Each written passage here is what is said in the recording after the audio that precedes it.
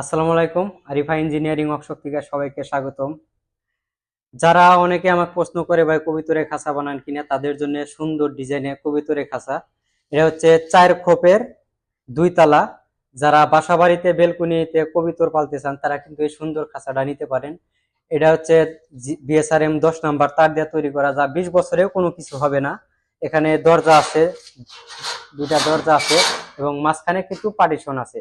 আর এই জায়গাটা দেখা যাইতেছে আপনারা কবিতরের দরজা তুলে দিয়ে রাখলেন, যখন কবিতর আসবে তখন কিন্তু এই জায়গায় কবিতর দাঁড়াইতে পারবে এবং উইরা এসে দাঁড়াইতে পারবে এবং ভিতরে যাওয়ার পরে আপনারা দরজা আটকাই দিতে পারেন।